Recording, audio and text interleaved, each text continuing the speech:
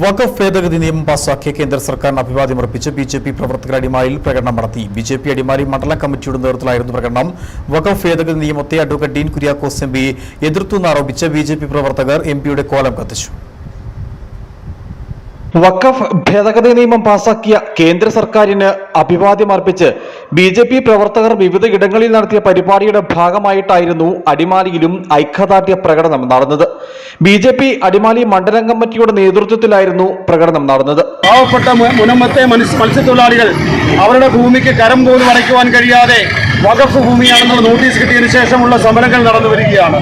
ഇതിന്റെയൊക്കെ പശ്ചാത്തലത്തിലാണ് രാജ്യത്തെ ഏതാണ്ട് എല്ലാവർക്കും ഗുണകരമാകുന്ന പട്ടികവർഗത്തിനടക്കമുള്ള ഗുണകരമാകുന്ന ഒരു ബില്ല് അവതരിപ്പിച്ചുകൊണ്ട് വഖഫ് നിയമം ഭേദഗതി ചെയ്തിരിക്കുന്നത്.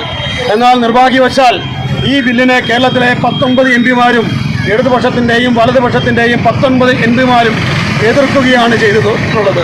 നമ്മുടെ ഇടുക്കി എംപി ഡീൻ കുര്യാക്കോസും ഇതിനനുകൂലമായി നിൽക്കാതെ ഇടുക്കിയിലെ പാവപ്പെട്ട ആളുകളെ അല്ലെങ്കിൽ കേരളത്തിലെ പാവപ്പെട്ട ആളുകളെ ഒറ്റുകൊടുക്കുന്ന ഒരു സമീപനമാണ് കേരളത്തിലെ LDF-ന്റെയും UDF-ന്റെയും എംപിമാർ ചെയ്തിട്ടുള്ളത്. വഖഫ് ഭേദഗതി നിയമത്തെ അഡ്വക്കേറ്റ് ഡീൻ കുര്യാക്കോസ് എംപി എതിർത്തുവെന്നാരോപിച്ച് ബിജെപി പ്രവർത്തകർ എംപിയുടെ കോലം കത്തിച്ചു.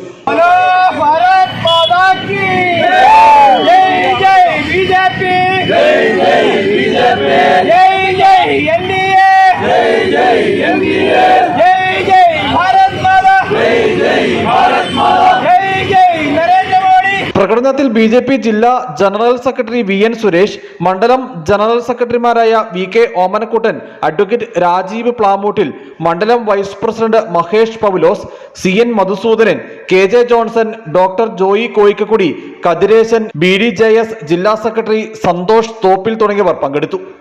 News bureau, Adimali.